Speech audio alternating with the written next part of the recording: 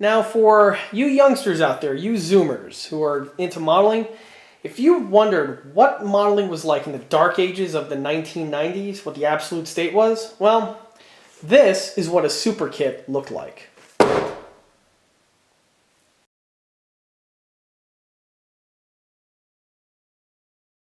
Hey everyone, this is John from EastCoastArmory.com, and I'm here today with a model showcase video for this 1/35th scale Panzer IV with the Schmalturm turret.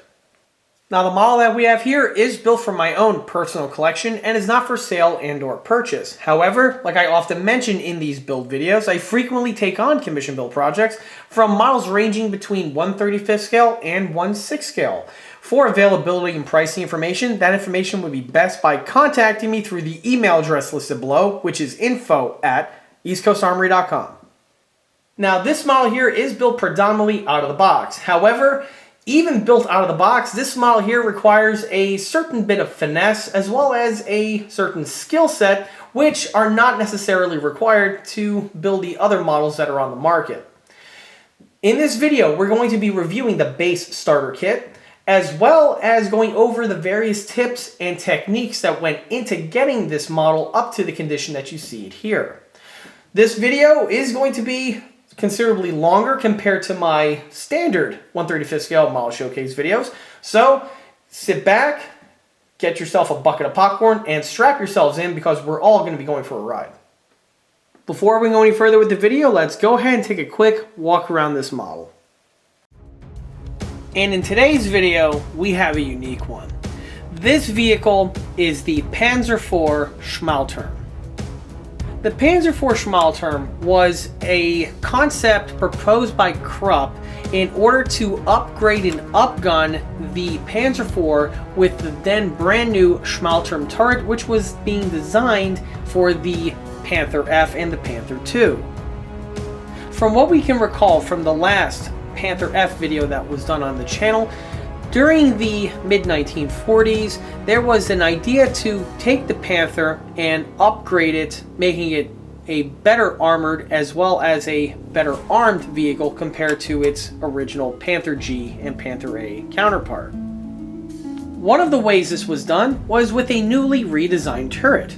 This new design turret was going to be better armored, use less resources to make, be easier to make, have better optics, and have a more efficient main gun that has the ability to be upgraded if need be. This newly designed turret was known as the Schmalturm. The design from the Schmalturm turret was heavily influenced from the Germans' experience with working and designing the turret for the King Tiger. If you notice, both of the turrets have similar attributes to them, as well as similar production techniques. Both turrets utilize minimalistic plates for the overall construction, and for the main gun mantlet, a large conical all-cast mantlet was utilized instead of the broad square type mantlet, which are found on the older generation of German tanks like the Panther A, Panther G, as well as even the Tiger I. One really interesting attribute to the Schmalturm's turret design versus the older legacy designs was with the main gun. The Schmalturm did utilize a modified version of the Panther's 7.5cm KWK-42 L70 main gun. The difference though is with the Schmalturm, the interior buffer design was changed so that it eliminated the need of the external muzzle brake, which is typically found on the German tanks of the period. By going with this type of route, this also again simplifies the production and utilizes less precious resources which would be needed to make something as complex as a muzzle brake. The turret also had the ability, or was planned to have the ability, to use the 75 really more or less as a placeholder, because there were further plans to replace the 75 with an 88mm gun, giving the Panther basically the same amount of firepower as a pocket version of the Tiger I. Now, one really cool and definitely futuristic design element that the new Schmalturm turret had was the use of two stereo-optic rangefinders, which were located in blisters on either side of the turret. This type of a feature was definitely ahead of its time and would be more commonplace on American vehicles post-World War II, such vehicles as the M47, M48, and even the M60. What's also really interesting to point out was at the same time the US military was also developing a similar type of system. But the Germans looked to have perfected it to the point where they were able to miniaturize it in order to fit it inside of the turret into small, discrete little blisters.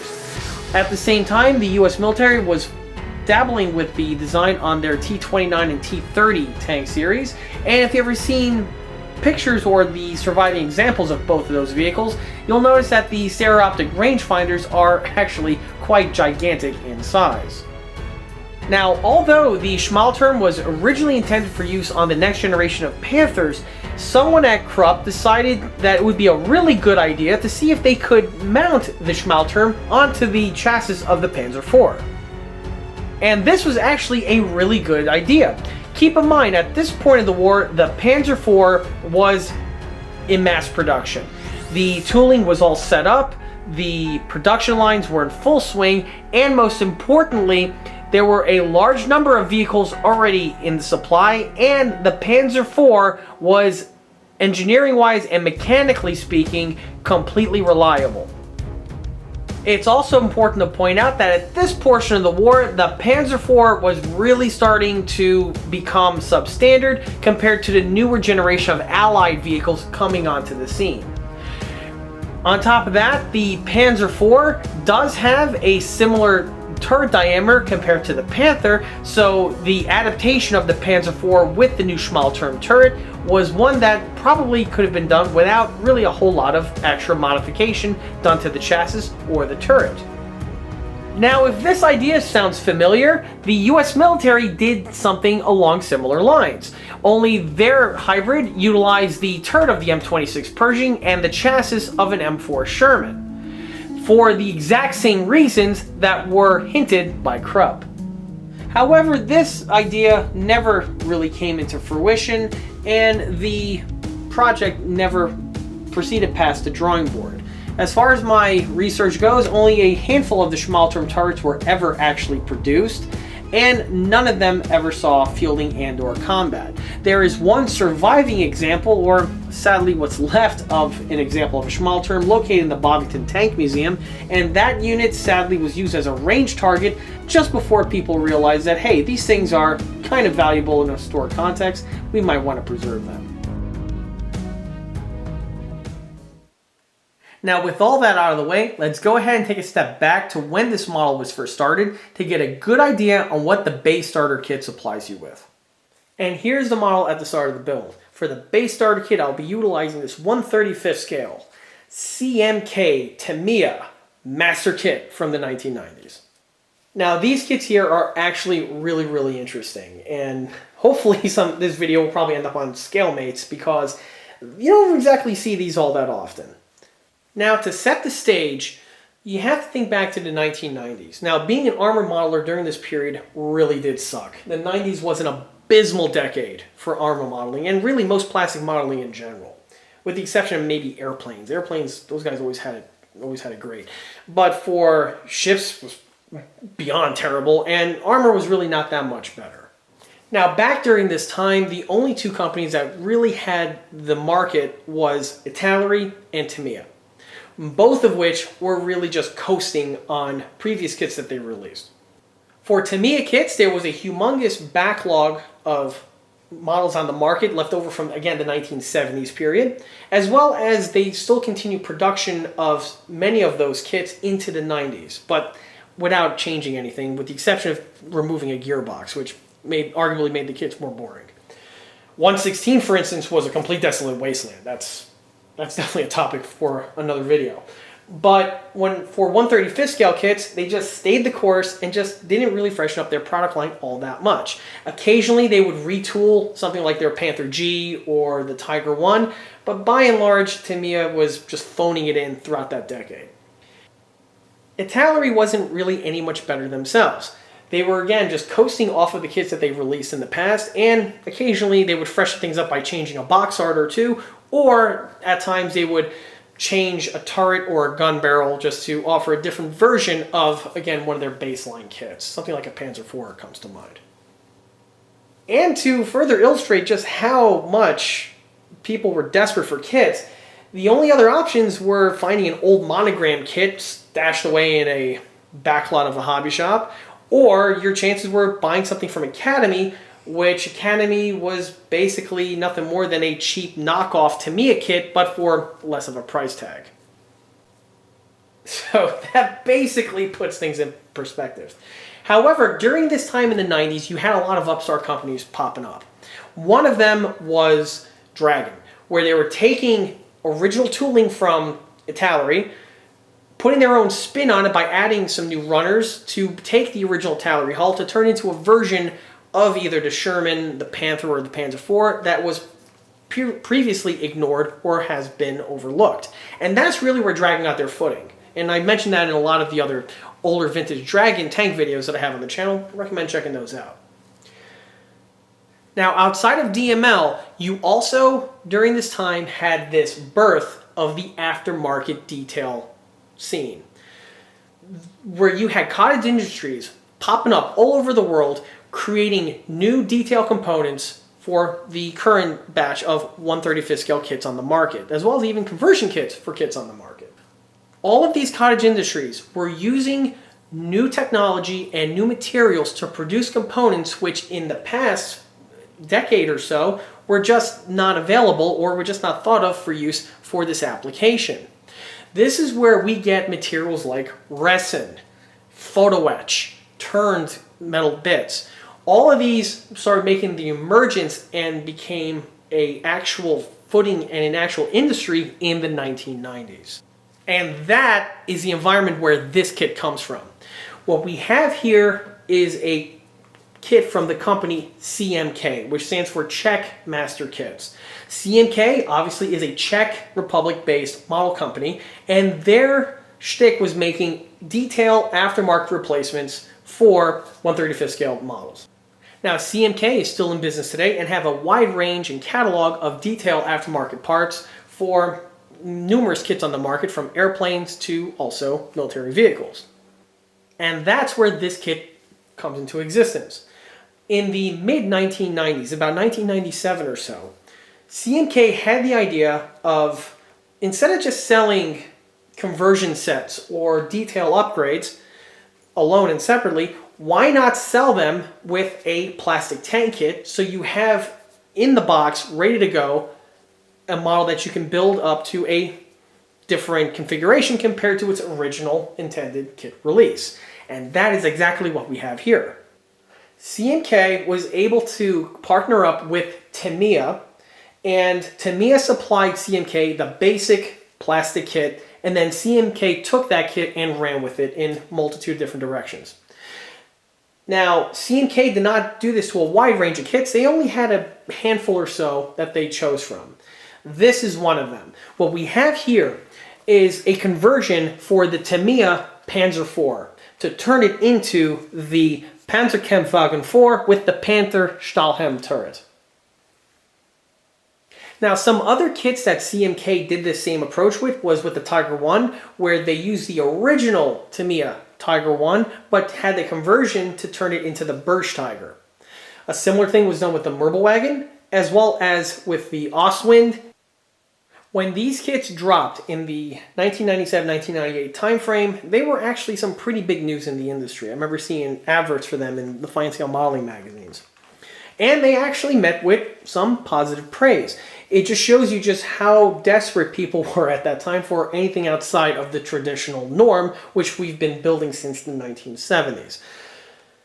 And these kits were actually extremely ahead of their time.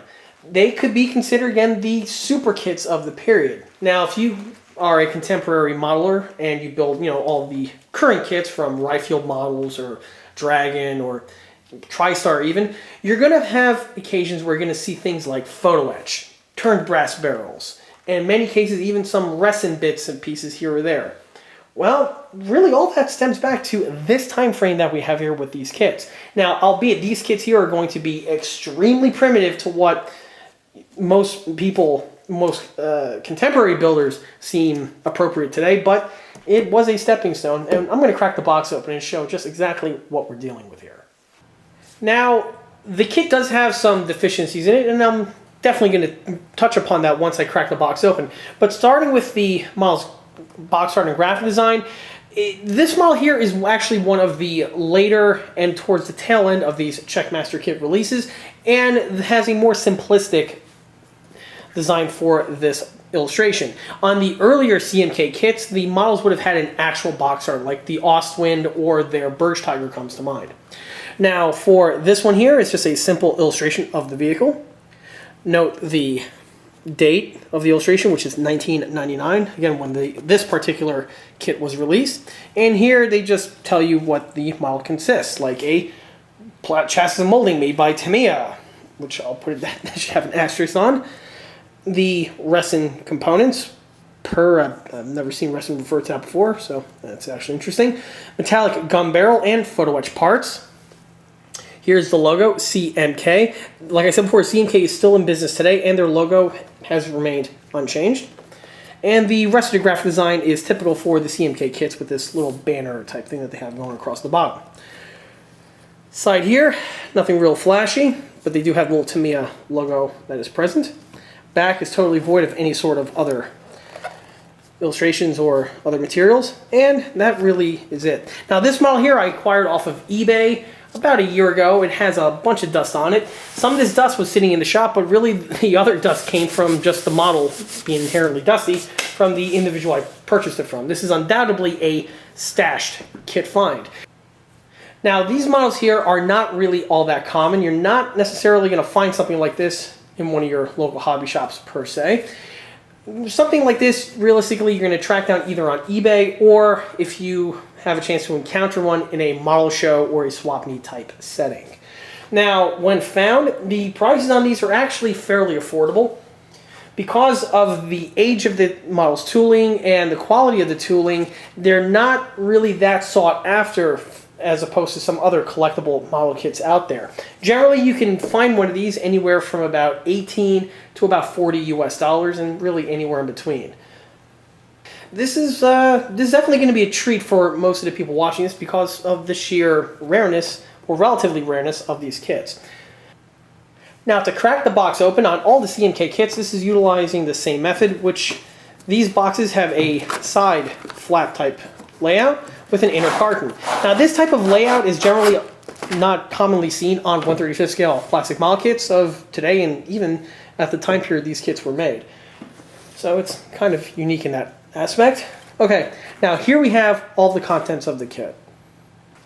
When the kit says it is using Tamiya tooling, they are not lying. The kit under the box here is a Tamiya 1/35 scale Panzer IV. The issue with most people, or I should say with some people, is that the Panzer IV that was utilized was not the retooled Tamiya Panzer IV from the mid-1990s timeframe, like their Panzer IV Alf J and so on. Instead, they utilized the original 1975 tooling from the Tamiya Panzer IV Alf H. Now, this does actually have some benefits to that, which I'll go over more likely at the end of this video. But if anyone has ever worked on the old school Tamiya or even Academy Panzer IV Alf H, under the hood here, that's exactly what you're going to find. Starting, of course, with the upper hull, lower hull, complete with motorization holes, as well as the original rubber tracks, and the other two runners for both the suspension as well as the remaining bits are straight Tamiya Panzer IV Alf H. And if anyone's ever built one of those kits before, you'll know that they assemble very easily and mostly effortlessly. So the kit's tooling itself is pretty solid in that respect. Now, where this gets interesting is past this point. You'll notice that no turret runner or parts were supplied with the models, just the chassis parts. Well, that's because the remainder are CMK tooling. And that is supplied in this little 3-pouch baggie that we have here. Getting the bags open, they just unzip apart. Now this bag here are the suspension parts. Now, in addition to just giving you the Tamiya tooling for the running gear and the hull, they also went ahead and tooled up their own little detail upgrade set to correct a lot of the issues that are found on the early Tamiya kits. First and foremost, we have here the underhull pieces. If you ever look at a Panzer IV from the bottom, you'll have these bars that run along the two sides here, and on the real vehicle they're actually just stamped pieces of sheet metal. I believe they protect the underside here of the suspension swing arms. Well, they're absent on the old school Tamiya kit, but they have them right here on this plastic runner. Now I don't believe this is resin. I believe these are actually made from some kind of really, I should say, primitive type or a cheap type of injection molded plastic. The detailing on them is pretty good for the medium, and it's a nice little feature that they give you to further enhance the old school Tamiya kit. There are also a few other little bits and pieces on here, like we have an MG34 for the anti-aircraft machine gun roll, as well as a few other odds and ends that are going to be, of course, fitted to the build as it goes on. On this little runner here, which kind of looks like a spider web, we have the steel wheel conversion for the Panzer IV. Because this vehicle is a very late pattern variant of the Panzer, the German steel wheels were starting to make their way to the Panzer IV to replace some of the rubber tire type wheels found on the earlier versions. Here you can definitely see how the material is definitely not some kind of cast resin, instead is an injection molded plastic. In the bag we have some other bits of hardware, such as steel rods of various lengths and widths, a section of real metal cable, and a turned aluminum barrel. Now, something like this is pretty much considered standard on several kits of today, and the fact that they included this with this kit of this era is definitely something that you could say is ahead of its time. Obviously, the need of a replacement barrel for this kit is definitely not going to be necessary. Now, also included with the kit are several frets of photo etch. The photo etch itself is pretty good for the medium, and even though the kit is pushing over 21 years old, the PE doesn't look really much different than the type of stuff found on many kits of today. Now, one thing that's also cool about the PE, or I should say about this kit, is that in addition to the plastic parts which are used to enhance the old school Tamiya tooling, they also include several replacement parts for molded in pieces made from photo etch. This would include this large plate that we have here, which gets glued to the bottom of the hull, which not only covers up this slot here for the motorization switch, but it also gives you the missing detailing found on the bottom hull of the Panzer IV series. The other detailing that's also included is for the late pattern meshwork anti-bazooka type grills, or I should say Schürzen. And the PE quality itself is, again, pretty good, and it's very similar to the type of quality found on several of the Dragon Panzer IV mesh Schürzen kits of the period as well. And you can see it even has these little plates over here, which are indicator plates for several of the straps, which need to be affixed to these locations. But of course, this will be discussed further in the build portion in this video. Also included is a very basic set of order slide decals. The quality decals look like they might be okay. I'm going to definitely find out as the build progresses. If there's any problems, I'll definitely be sure to let you all know. Now, the most important bit of equipment on this kit is the Schmalturm turret. And on this model here, the Schmalturm is made from resin castings. Now, inspecting over the turret casting itself, the quality is actually pretty good. If you ever worked with resin, you can easily distinguish what's crap castings compared to good quality castings, and this one here definitely falls into the latter.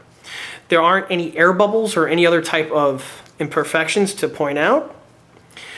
This here is a pouring basin. This is common on all cast resin bits and have to be removed by the builder, which is, again, normal for this type of medium.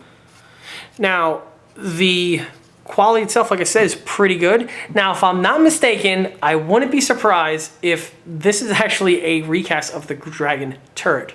Keep in mind, at this point, there were two other Schmalturm turrets that were around, and both of which were from Dragon. One was their Panther II, and the second was on their Panther F, which, coincidentally, I've actually did a video on, and that can be found in the video description. This model here, it's hard to say, guys, but if you ever built the Dragon, the old school Dragon kit, you'll definitely be seeing a lot of deja vu here. Now, the kit's details are nice and crisp on its surface. We do have some of the lift rings that are integrally molded in, which is actually a pretty ballsy thing to do, because like this guy here, you can end up with breakages like that, but that's definitely something I could fix. And the weld lines seem to be nicely done and etched. And on this guy here, the hatch, both of them are molded in, while on the Dragon one, they were separate pieces and you had to glue them on. On the inside here, you can see the Czech Master Kit's logo, which is obviously just a piece of PE that was glued in place on the Master, and then the mold was then poured. Now on the bottom portion here, we have the bottom pan, as well as a few other bits and pieces of resin goodness. We have the mantlet, which has its little lift ring molded in. We have here the late pattern rear idlers.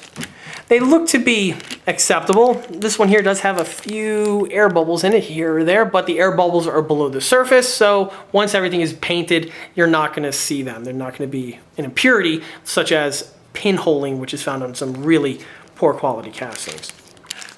And the last of the resin goodness takes us to the exhaust manifold. Just like with the idlers, the Tamiya kit gives you the early drum type rendition, while this model here would have the two exhaust Panther type stacks like we have. Now these ones here are, again, purely resin. They do have their interior detailing with their baffle system, which is a nice touch. And the quality is, again, average for resin castings. These will definitely be able to be utilized on this build. And the very bottom of the box brings us to the instruction manual. Now, everything on this kit is as budget as possible, from the type of cardboard used to the injection moldings for the plastic, and even, yes, the printings on the instruction manual. No real frills to talk about. The pieces aren't even stapled together. They're just kind of folded all up. Here we have the kit contents. And here we go, the instructions. Now the instructions are going to be half Tamiya and half CMK, of course. The Tamiya bits are going to be utilized and marked as such. And then here's where things get a little different. We're like the installation here of the exhaust manifold plus the photo etch that is supplied with the kit. Everything is clearly labeled, I should add, so trying to keep up should not be very difficult.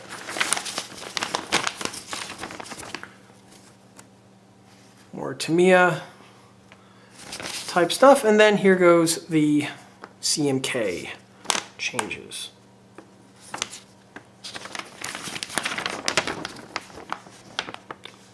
Like the turret and how to bend the wire for the grab handles, tow cable, and probably the most complex piece on this kit is going to be the shirtsen.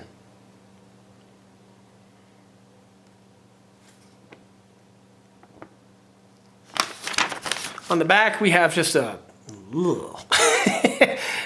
color palette of the vehicle and how to paint it. And by the way, I don't really go off into painting techniques too much in these videos, but if you're doing an ambush, don't paint it like this. This is just way too much. Just way too much.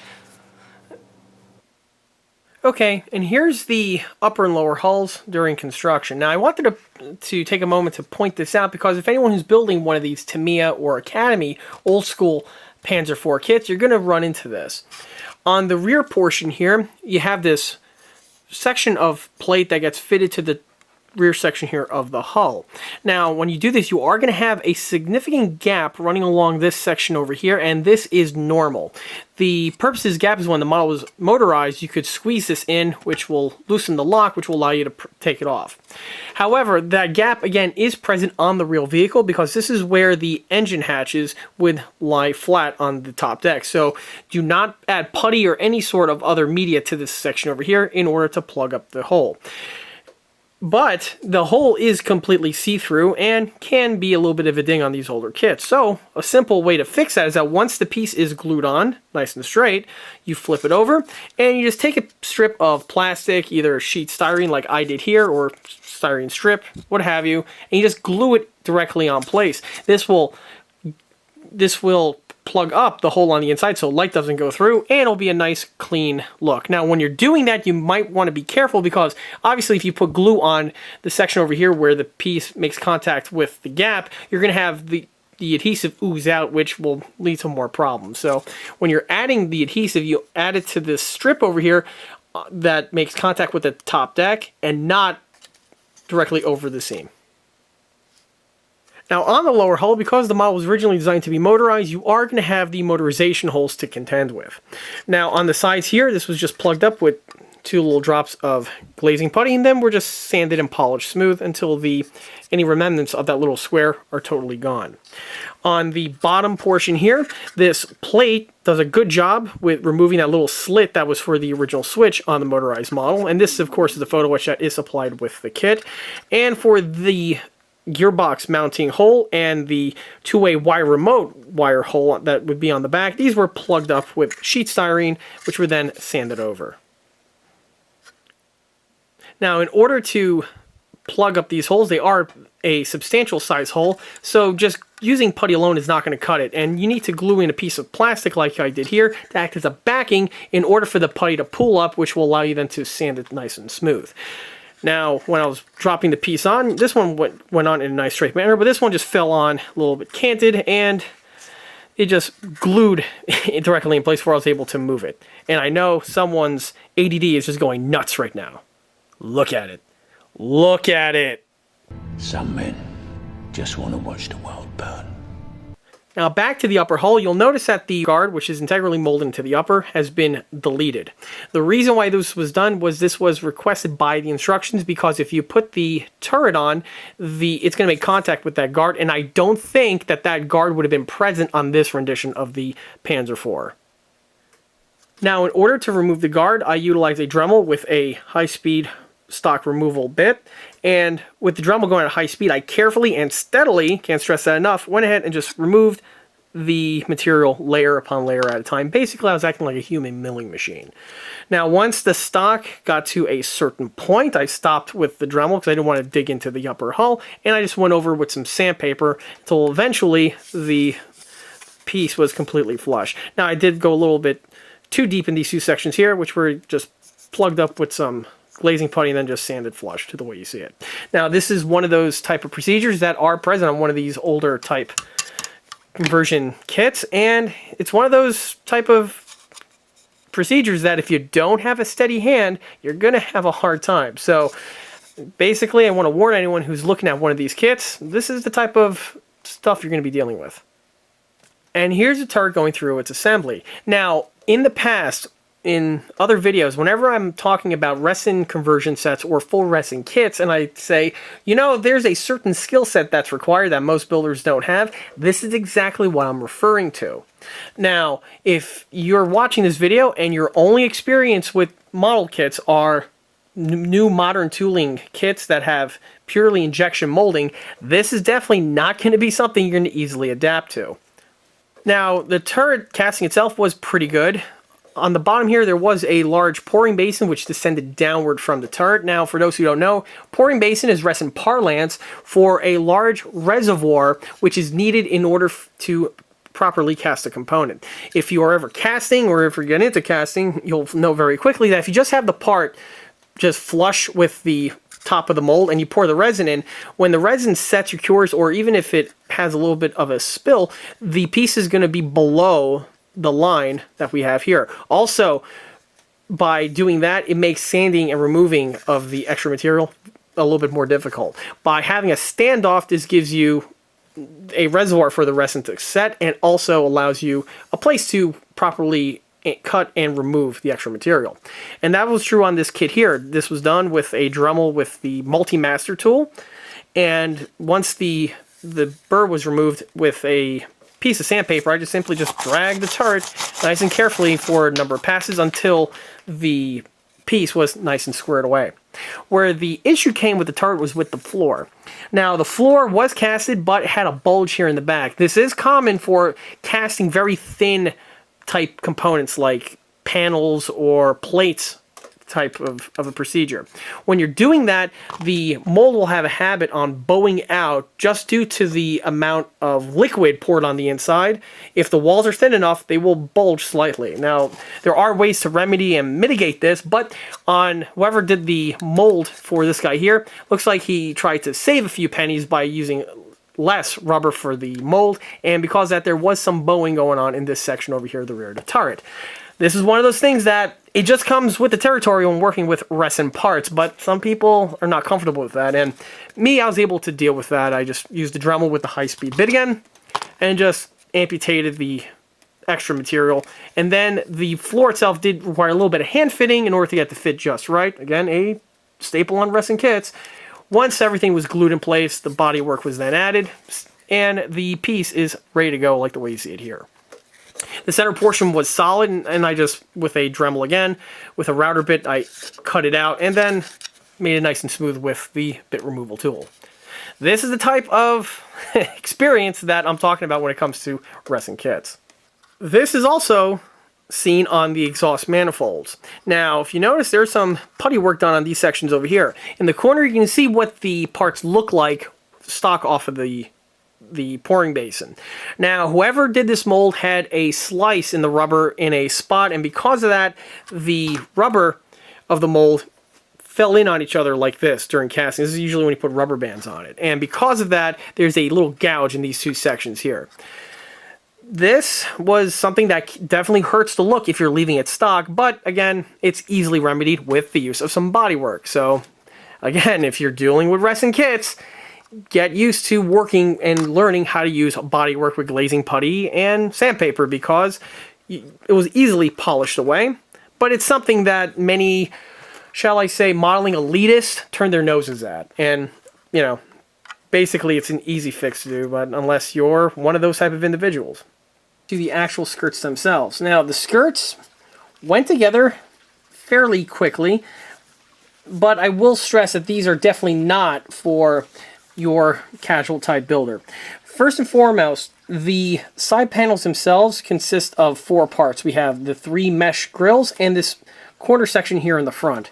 Now, these are separate components, which is good in a way because you can model the piece where it's missing 1 or 2 of the screens, which can, you know, help your build, specifically if you're looking for some kind of a more beaten up and well-worn look.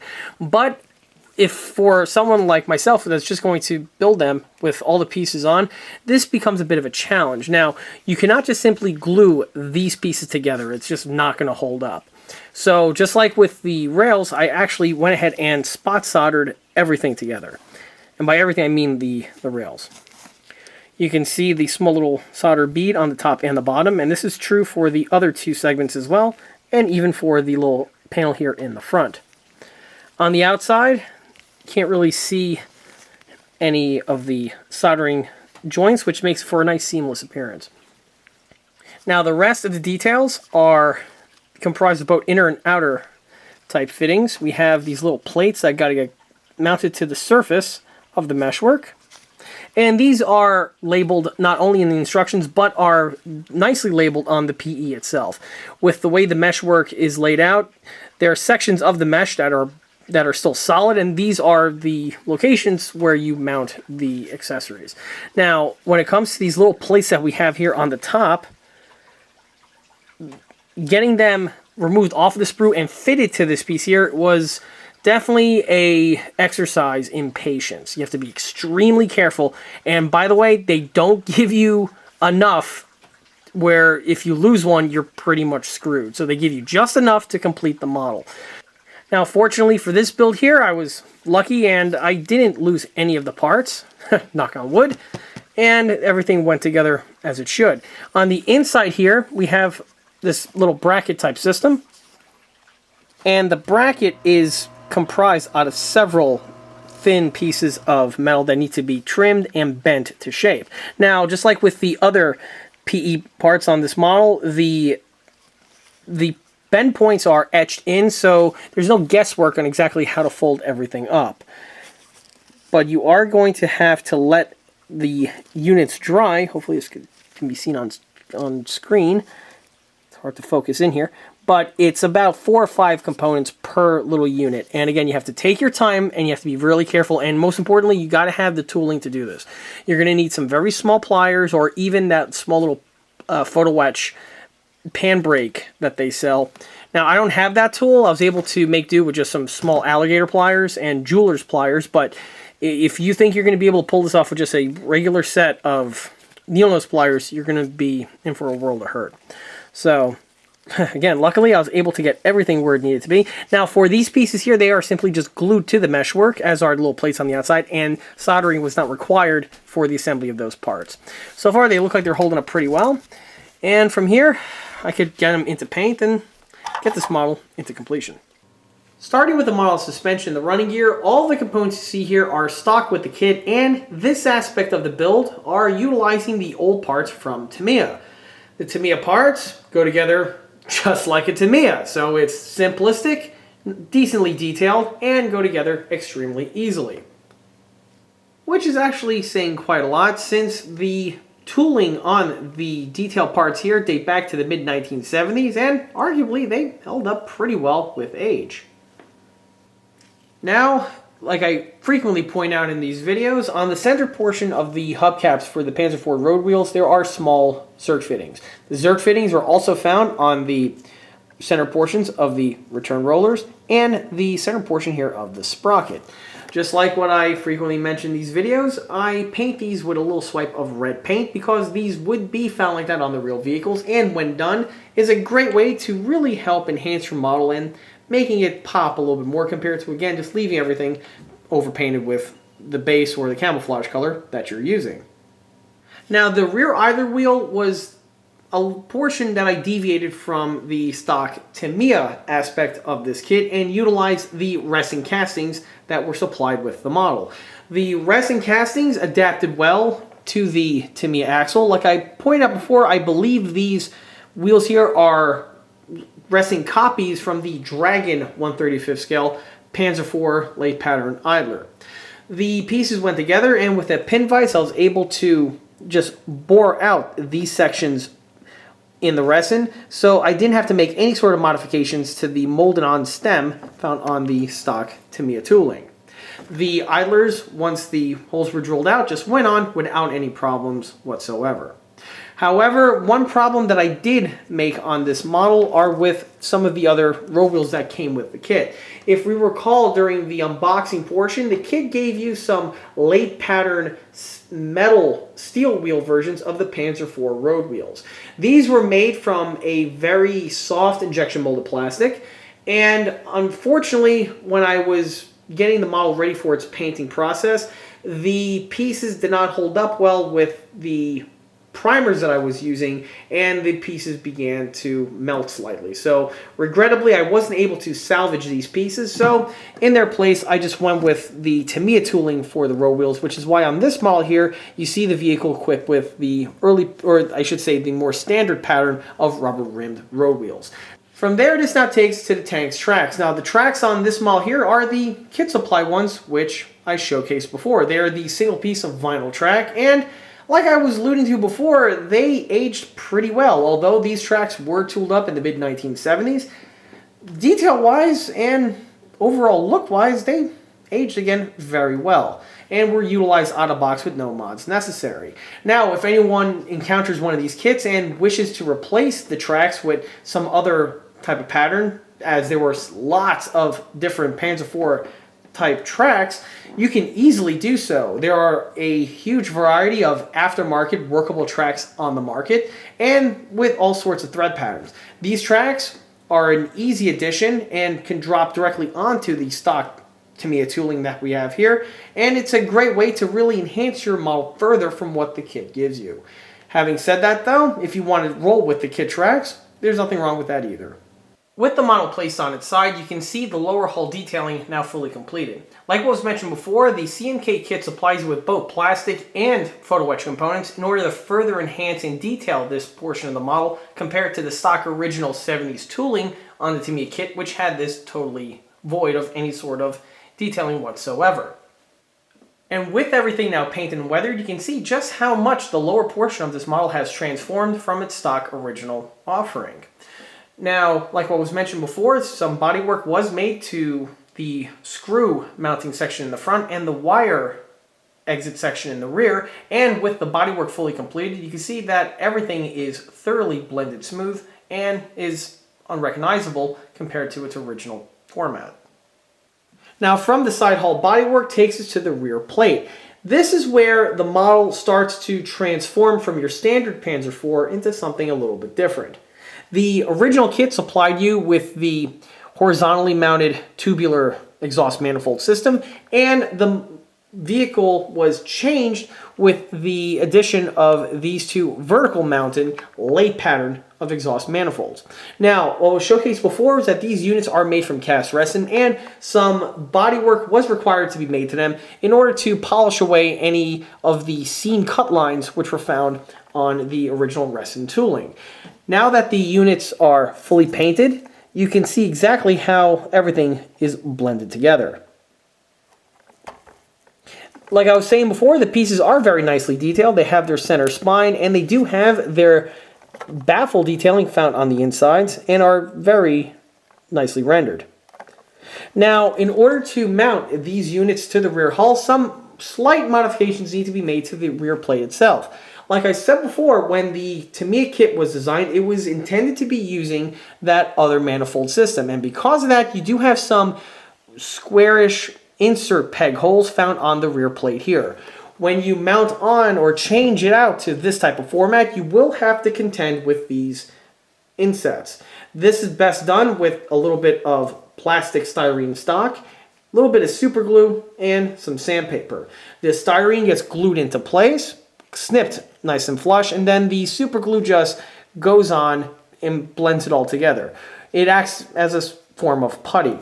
With a little bit of fine sandpaper, the pieces are polished away, leaving for a seamless look that we have here. Now, you can also do the exact same trick with a small amount of red putty, but again, it just depends on your skill set. Personally, I like to go with this route because it utilizes less sanding as opposed to the putty method, but the putty method would work just as well. Outside of the bodywork done to the exhaust manifolds, the remainder of the rear plate was pretty much left stock with utilizing the stock detail parts from Tamiya. Now, one other thing to point out is with the exhaust manifolds, we have two little straps on these sections over here, which are used for rigidity braces. Now, these are supplied with the stock CMK kit and are a piece of photo etch, which is a nice little bit of detailing. However, during the assembly of this model here, during the extraction portion of the sprue, one of the little plates flew to Las Pardia, so I had to scratch build a new one out of some thin sheet aluminum. Since one was replaced, I might as well replace both of them just to keep the continuity between the two, because if I would have only changed one, it would have been noticeable. So when that happens, generally, you might as well go and replace both of them just for continuity's sake. Once this is done, though, the pieces look indistinguishable from each other and blend in seamlessly. While on the rear here, another area to be very, very careful for are the tow cable mounts on either side here of the rear plate. These consist of two pieces each. We have a very tiny piece of photo etch that replicates the mounting base, and then you need to add a small bent piece of wire. A lot of caution needs to be exhibited on these pieces, and the fact that I didn't lose any is nothing short of a miracle. The best way to install these is you first mount on the brass onto the vehicle, and then you let that super glue dry thoroughly. Once it is dry, with the aid of a pin vise and a very small fine bit, you carefully drill out the center portion that the wire gets fitted to. Now, on the photo etch, there is a small little hole that is integrally etched into the piece, so it aids as a nice alignment for your pin vise to go through. I don't recommend using a Dremel for this. A Dremel will spin too fast, even on the slowest setting, and will cause a lot of problems. First problem, you might eat away too much plastic, making the hole bigger. Second problem is because of the speed and the heat buildup, the super glue might pop off of the piece and then it gets entangled onto the Dremel bit. Definitely less than ideal. Now for the wire itself, I just utilized small thin gauge fluoro wire and bent it to shape as what was recommended in the instructions, and the outcome is what you see here. It sounds a bit tricky, but if you take your time and you have the correct tooling to do the job, it makes for a nice, crisp type detailing, and the result, in my opinion, looks very good. And of course, it wouldn't be an ECA video if I didn't point out that the rear convoy light was painted. Now with this rendition, it has with the cover, or I should say the blackout panel folded downward, which exposes the square sections of the convoy light. On the real vehicle, the lenses are painted, or would be a green coloring, so green paint was utilized to mirror this effect. And this is another one of those aspects that a lot of people tend to neglect on their builds, and it's one that is easily done, and once done, again, really makes the model pop.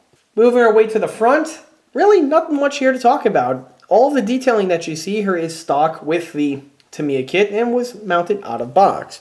I want to point out that the bow machine gun here was drilled out, which is typically done on my builds. And one thing that's nice about the old school Tamiya kit is that once you're done building it, the machine gun does have some pivoting functionality to it, which is a nice touch.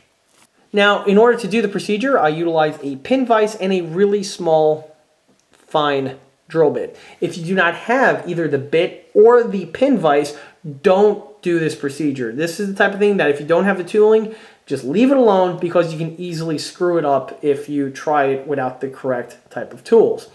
Now, if you are one of those type of individuals that like to enhance things further, you can easily just swap out the kit barrel altogether with a CNC'd turned brass barrel from a multitude of manufacturers, like Aber and probably Edward come to mind. Now, moving along the side of the hull takes us to some of the other changes which are needed to be made in order to change the stock Tamiya kit into this generation of Panzer IV. Namely, in this area over here, the Tamiya kit has some indentations molded in for the little side visor that is found on either side of the hull. Now, by this generation of the Panzer IV, these details were no longer present, and because of that, you're not going to use the kit supply parts on this build. And in addition to that, the molded in little indentations need to be sanded and polished away in order to progress with the build. Otherwise, you're going to see a little square that's molded in this section over here. It's a simple thing to take care of, but it's just one you need to pay attention to when working on one of these kits. Now, another aspect of this kit here, which was actually, again, very tricky, are the little lift hooks. The lift hooks that are supplied with the model are made from photo etch. They are nicely scaled and nicely detailed, but are extremely small and need a lot of care in order to free them off of the fret, as well as getting them mounted to their locations that you see here.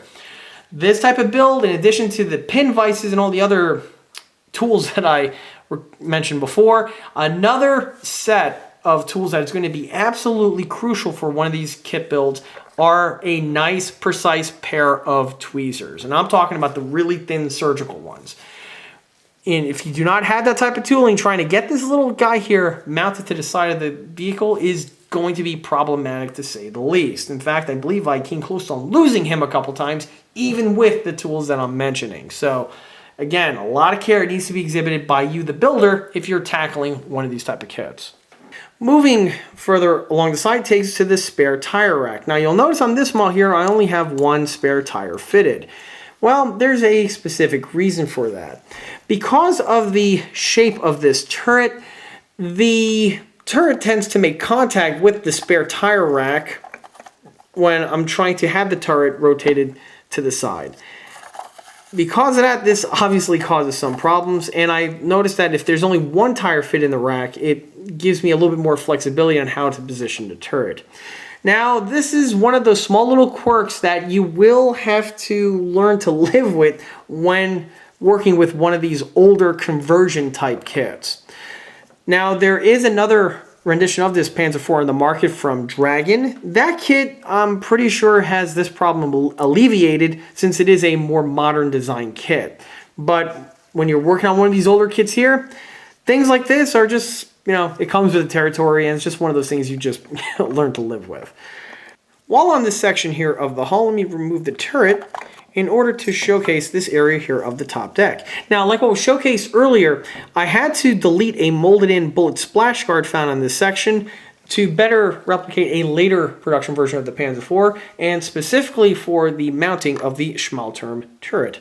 Now, with the turret removed, here you can see the area in better light, and you'll see, or I should say you shouldn't see, any remnants of the bodywork or the bullet splash guard on the surface of this section here. While on this portion here of the model, I could point out a modification I made to the bottom portion here of the turret. Now, like we saw before, the turret did get some hand fitting in order to get the unit fully assembled, but I went ahead and modified it further in order to lock it to the hull. You'll notice that I added a piece of plastic to these two sections over here, and this unit now became the turret locking system. Now, the unit originally did have some turret locks integrally molded on, but one thing I noticed was once the turret was fully assembled, they didn't fit onto the hull of the vehicle. More than likely, this is probably because that the turret locks were originally designed to fit on the Dragon plastic model kit that this turret here was copied from, but regardless, some modifications were made. By adding the piece of plastruct, the turret now fits, or I should say the locks sit deeper below the surface here of the plastic on the upper. And once you find that sweet spot, the piece then locks on and the turret is now fastened to the upper hull. Now, procedures like this are somewhat common and tend to come with the territory, specifically, again, when you're working on one of these type of conversion sets that we have here.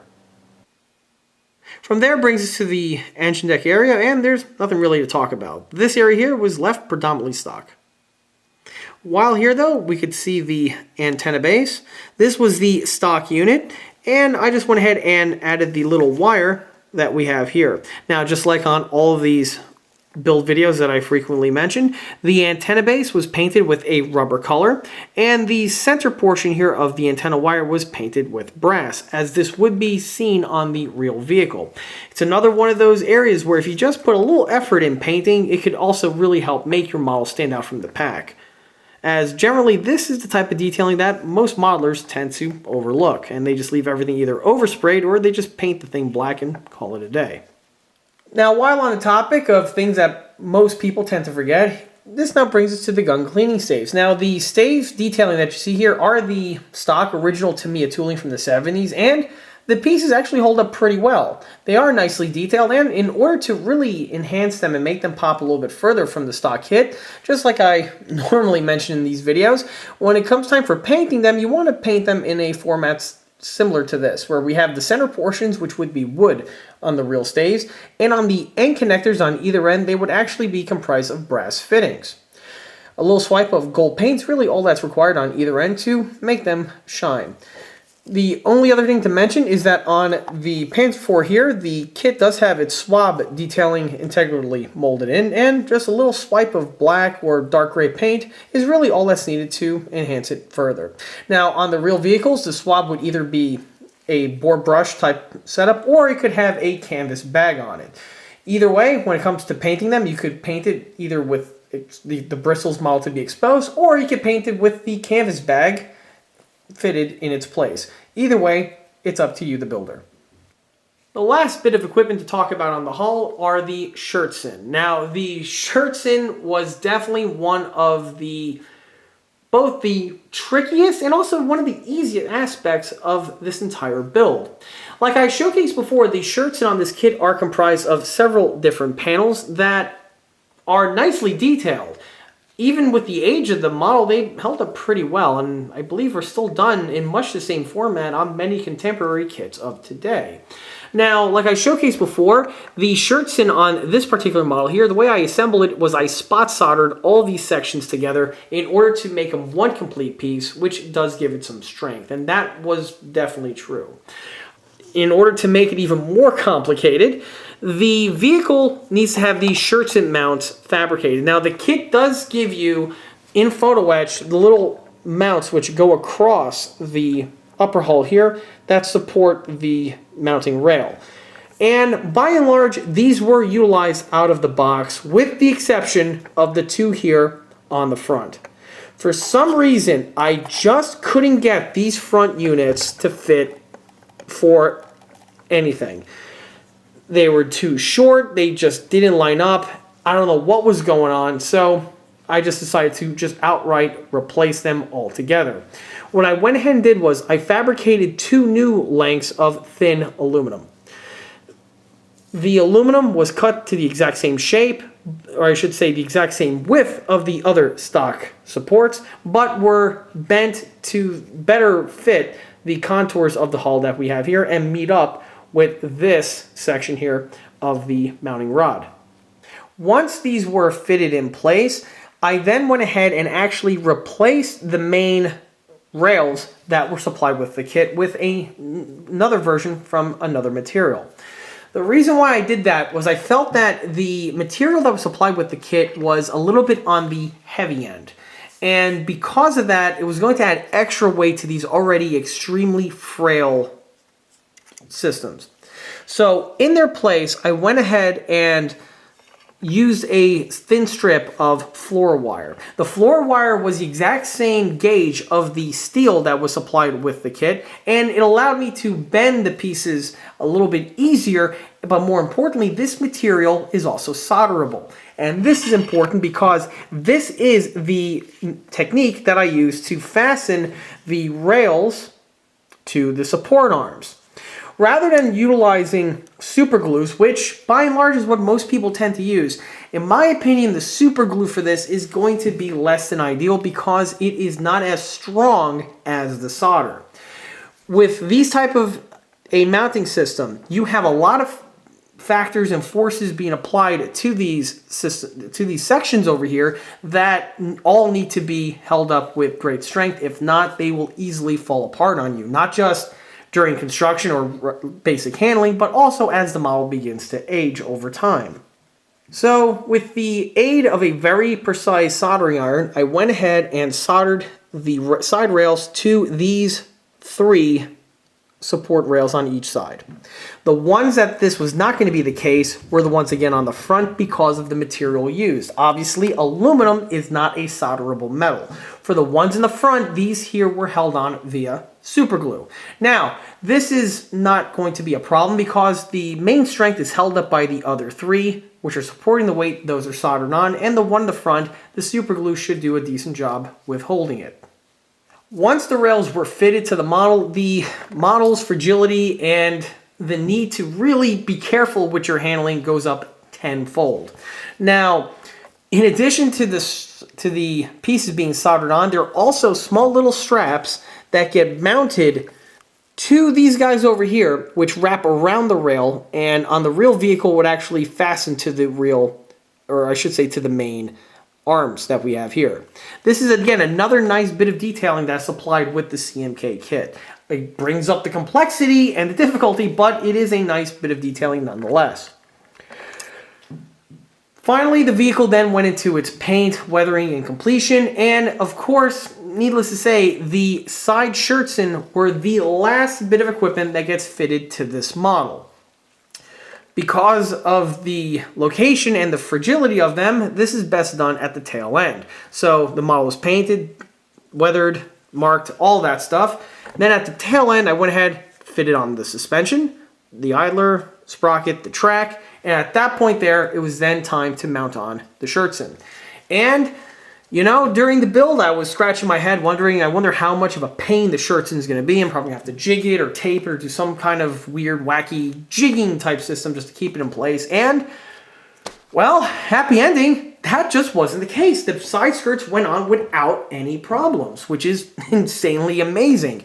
Everything lined up where they needed to go. And by the way, with this one being the meshwork, if you screw up the alignment, you're going to see it, specifically when you look at it on the side. And fortunately, that just wasn't the case. The shirtsen mounting rail lined up precisely with the mounting bracket, and then the side fender mounts not only all made contact with the side plastic fender work, but went in their appropriate angle that we have here. The pieces just went on without any sort of issue, so the planets lined up for that one, I suppose. And well, it also definitely it pays to pay attention to the instructions. The instructions really did a good job illustrating out step by step exactly the math required on where the pieces go, what angles they're bent at, and how they should be fitted. So good kudos for CMK on the instructions. They were very thorough, and because of that, it really made the final assembly very problem-free and buttery smooth. The assembly up to that point, a little bit hairy, but after that, things went on without any problem. Once the shirtsen went on, the final bit of PE was then added, which are the little straps over here, which are used to secure these shirtsen to the side of the rails. And again, all the PE lined up exactly perfectly. I couldn't ask for it to be any better. With the shirtsen out of the way, this now brings us to the star of the show, which is the Schmalturm turret. Now, like what we saw before during the construction portion of this video, this turret did receive a bit of hand fitting on the resin castings in order to get it up to the condition that you see it here. Well, now that's fully assembled, you can see how the piece looks. Now, the mantlet is the kit supplied unit, but I went ahead and added some more cast texturing to it to give it a more rougher look, which would be appropriate for this component on the real vehicle. The remainder of the turret is pretty much simplistic. There's nothing really much going on here. All of the little handles you see are made from bent pieces of wire, which always look better than plastic in my opinion. But on this model here, you're really left with no choice because they don't exactly give you a runner with these pieces fitted on them. On the front portion here, we have the guard found on this optic. Now, the guard, I believe, was scratch built out of a strip of aluminum because I don't think it came with the kit, or I believe there was one in that thick overmolded plastic material, but it was just best to replace it altogether with a fabricated sheet metal one. Now, on the rear portion here of the turret, you'll notice a secondary antenna base and antenna base mount.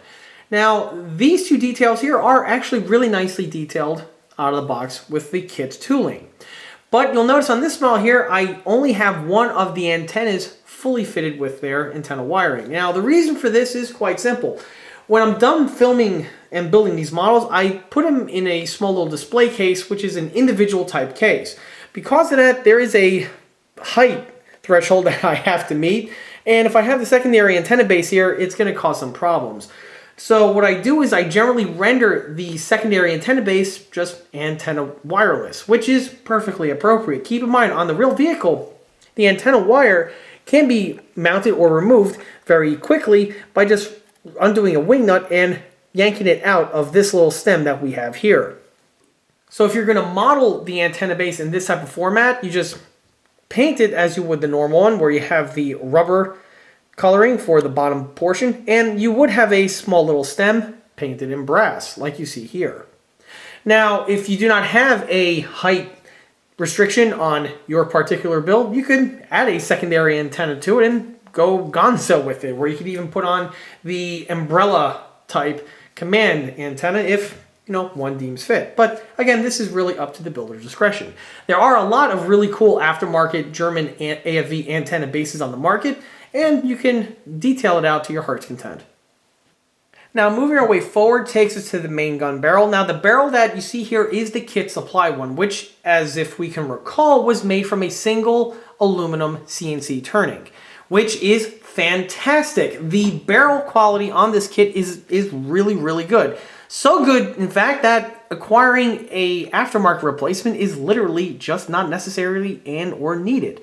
Now, the mantlet is secured to the turret in a static manner. The gun cannot go up and down on this model. You just set it to the height that you want and you leave it alone.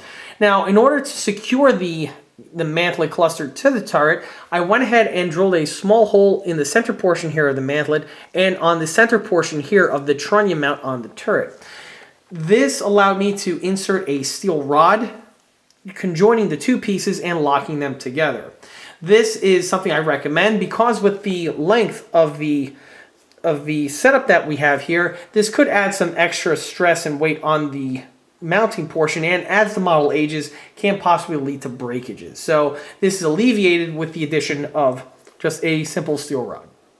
From there, this now brings us to the paint and the markings. Now for the model's camouflage pattern, I went with a variant of the octopus or bubble pattern, which is a late war period type camouflage scheme, which is basically a spin-off of the ambush pattern.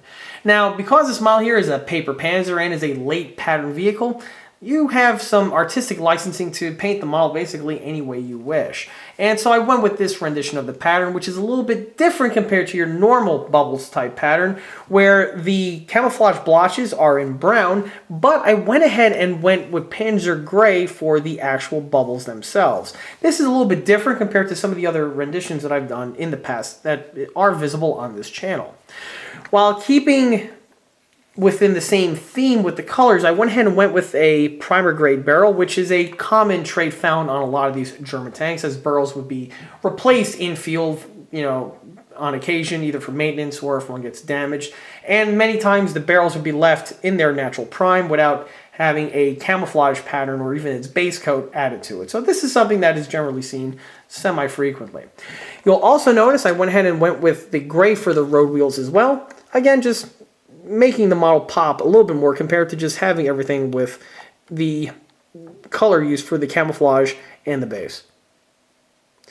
Now on the wheels, you notice I went ahead and added some streaking for the oil, which is again typical for these bearings. They do tend to leak quite a bit, specifically as the tank is driven quite frequently. It's not uncommon to see oil leaking out from a seam or two. And this now brings us to the markings. Now, the markings on this model, as we recall from the unboxing portion, were water slide decals, and they give you a very spare set. You don't get any crosses or other insignias, just 3 sets of the 124 number that we have here. Now, when it comes to the actual quality of the markings, they were hit and miss. And what I mean by that were the markings themselves were decent in their actual quality, but because of their age were problematic for the installation. Now this isn't uncommon for older model kits. A lot of times as a model kit ages, the decal tends to get very brittle, and when it comes time for the actual insertion or the installation, when you put the marking in the water or try to get it off the paper, in many cases these older decals just disintegrate and Thanos snap out of existence. Which was actually the case on one of the sets. On one of the 124s, they just disintegrated just like I mentioned, but luckily I was able to salvage the other 2, which again, this vehicle here, it seems a common trend was that the stars were all lining up for this build. Because on this particular build here, in my opinion, 2 markings are really all that you need. If you try to go for 3 of them, it's a bit overpowering. The third one I believe would go somewhere back here, and combined with the other 2 are a bit much in my opinion. Now, for the actual markings themselves, they were beginning to brittle up and crack on me during the removal, but I was still able to salvage it and get them onto the model in the way you see it here. Now, once the markings were applied, the units were then lacquered over and they were set and good to go. Now, when it comes for the actual quality of themselves, they're surprisingly really good, which is funny because when you see the markings originally during the unboxing, they don't exactly instill a whole lot of confidence. Keep in mind, CMK wasn't exactly a large company, and a lot of times on these smaller type outfits, the markings that are kit supplied aren't necessarily the best. But on this build here, that just wasn't the case. These markings are fantastic once applied and lacquered on.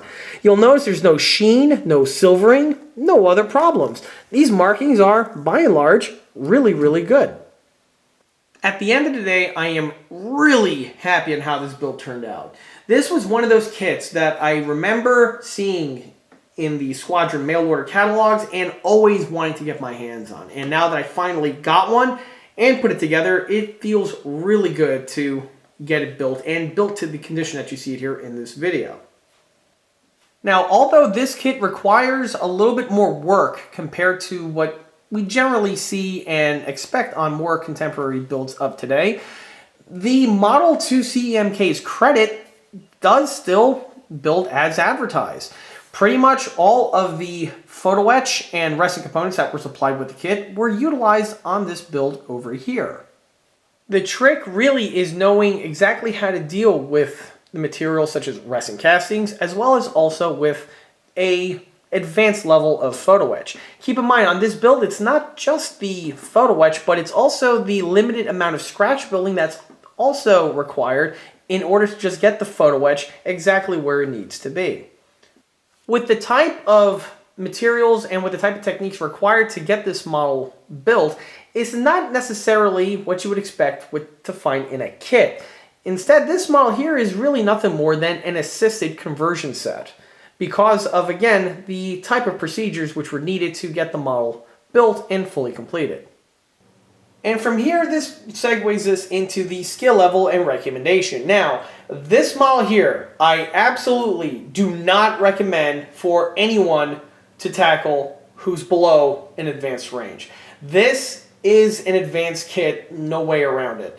This model does seem a little deceptive because it does have the early 1970s tooling of the Tamiya plastic kit for the hull and the running gear, but outside of that, if you're a beginner or even a moderate type builder, you're going to be in a little bit over your head dealing with the resin castings and specifically the level of photo etch that you see here on this model.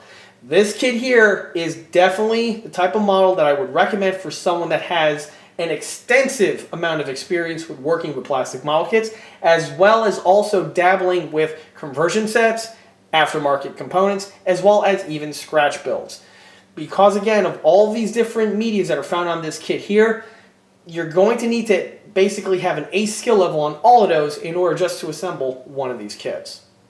Now, if you're watching this video and you really do like this rendition of the Panzer IV, but you definitely don't like to work with resin or with photo etch and feel that those techniques and those mediums are outside of your skill range, fear not, because there is another contender in the marketplace.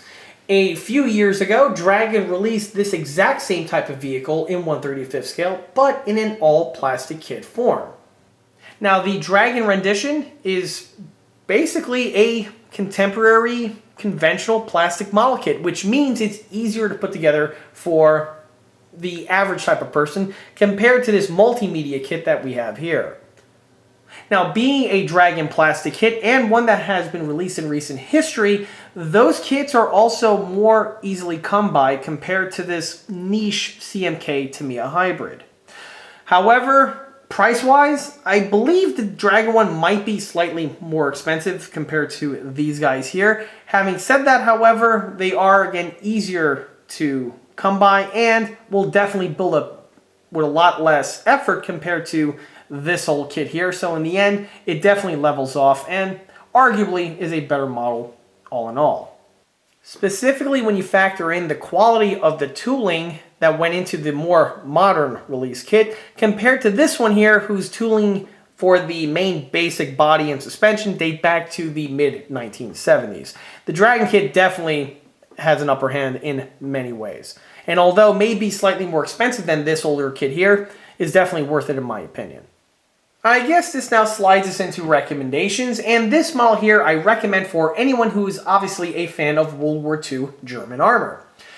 Specifically, if you're a fan of the Panzer IV family, clearly this one here definitely holds a nice little spot in your collection, but also the type of person who is a fan of the late war German period tanks, as well as the paper panzers. If you're the type of person that has the E100 or the E75, one of these kits here would greatly fit into that type of a collection.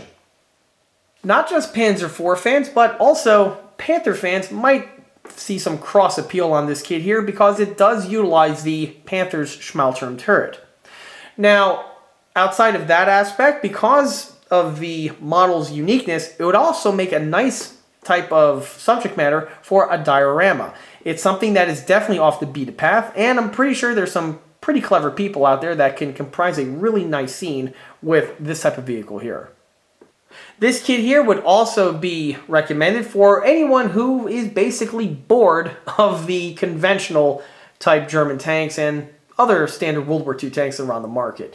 If you've already built all the renditions of the Panzer IV, the Panther, the Tiger, the Elephant, what have you, and you're looking for something with a little bit more flavor, perhaps one of these Panzer IV hybrids might be something to look into. Now, like I was alluding to before in the unboxing portion of this video, these kits here are not necessarily that prolific. A model like this, you're not going to find generally in your standard local hobby shop unless you have, again, some god-tier hobby shop who is a hole-in-the-wall joint that has a stack of really cool vintage and rare kits. Otherwise, normally you're going to be finding these either on eBay from time to time, they do occasionally pop up, or you'll be able to possibly encounter one at a model show vendor. Now, if you're one of the type of individuals that I mentioned before that have the type of skill sets required to build one of these kits, and you encounter either this kit or any of the other flavor of CMK hybrid Tamiya kits in the wild, it might be a good idea to keep an open mind because these kits here can be had for relatively good prices and build into something that is pretty unique. And if you're, again, the type of person that have one of those skill sets, perhaps it'll give you a nice little fun project to work on. And with that, that wraps up this model showcase video for this 1/35th scale Panzer IV with the Schmalturm turret. If you like this video, be sure to subscribe to this channel where it's a great way to keep up to date on new posted content, be it small scale model showcase videos like this guy over here, or the larger scale project update videos that frequently get posted to this channel. Another way to keep in the loop of new posted content is by liking us on Facebook. There, I have more photographs of this particular build, as well as the other smaller and larger scale builds that have been showcased on this channel in the past. Furthermore, don't forget to swing by eastcoastarmory.com for more 1/6 and 1/16 scale builds and detailed components. Till next time.